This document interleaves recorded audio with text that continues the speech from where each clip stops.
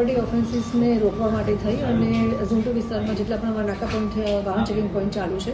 એમાંથી Limbayat police station વિસ્તારમાં એક અમારું વાહન ચેકિંગ પોઈન્ટ છેલ્લા 3 મહિનાથી કાર્યરત છે, જે નીલગિરી સર્કલ પાસે કાર્યરત છે. લિંબાયત પોલીસ સ્ટેશનના પીઆઈ છે ડીડી ચૌહાણ, એમના ડિસ્ટાફ પીએસઆઈ છે કેપી જાડેજા અને જીજી ચારણ, એમની સાથે એમનો સ્ટાફ હતા અજીતસિંહ દાજીભાઈ અને લક્ષ્મણજી પૂજાભાઈ. તેઓને ઇન્ફોર્મેશન મળી હતી કે ડિંડોલી સાઇડથી જે વ્યક્તિ આવી રહ્યો છે સલીમ મલિક, જે પોતે ખાનપુર સેન્ટ્રલ હોટલની સામે લિંબાયતમાં રહે છે પરંતુ મૂળ મેરઠનો છે, ગલી number 35, new Islamnagar summer garden colony, Meerut, ઉત્તર પ્રદેશનો છે. એ પોતે મોબાઈલ ચોરીના મોબાઈલ, ભંગારનો માલ, સિમ કાર્ડ બધું લઈને આવી રહ્યો છે. જ્યારે ત્યાં વાહન ચેકિંગ પોઈન્ટ ઉપર આવ્યો અને ચેક કરતા એની પાસેથી 3 મોટી બેગ મળે છે અને એમાંથી આપ જોઈ શકો છો એ રીતે 338 મોબાઈલ મળે છે, જેમાંથી કીપેડવાળા મોબાઈલ 201 છે અને એન્ડ્રોઈડ ફોન છે એ 140 છે, જેની ટોટલ કિંમત થાય છે 3,30,000. આ સિવાય 7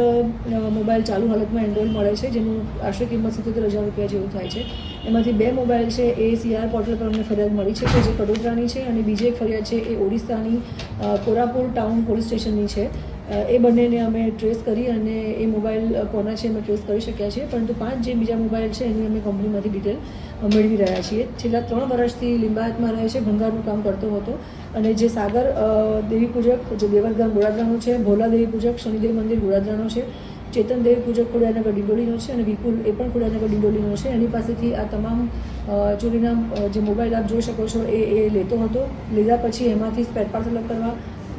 મેમરી કાર્ડ અલગ કરવું, મધરબોર્ડ અલગ કરવું, બેટરી અલગ કરવી, સિમ કાર્ડ અલગ કરવા, કેમેરા અલગ કરવા અને તમામને અલગ અલગ કરી અને પર પીસ, જેમ કે મેમરી કાર્ડ 10 રૂપિયામાં વેચે છે પર પીસ, જે સિમ કાર્ડ છે 4,000 રૂપિયા કિલો વેચે છે, અને જે મોબાઈલ છે અને મધરબોર્ડ છે અને જે બેટરી છે એ 500થી લઈ અને 1,500 રૂપિયા પર પીસ તરીકે એ વેચે છે. જે વેચવાનું કામ વેચવા માટે એ દિલ્હી જાય છે, જ્યાં ઓલ્ડ સલીમપુર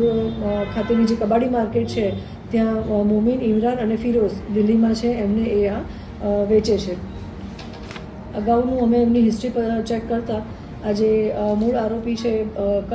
કામિલ સલીમ મલિક, એના વિરુદ્ધ ભૂતકાળમાં કોઈ ગુના અત્યારે અમારી પાસે રેકોર્ડ્સ પર નથી મળ્યા, છતાં પણ અમે એની માહિતી લઈ રહ્યા છીએ કે અગાઉ બીજા કોઈ ગુનામાં એ સંડોવાયેલો હોય તો એની માહિતી અમે અત્યારે મેળવી રહ્યા છીએ.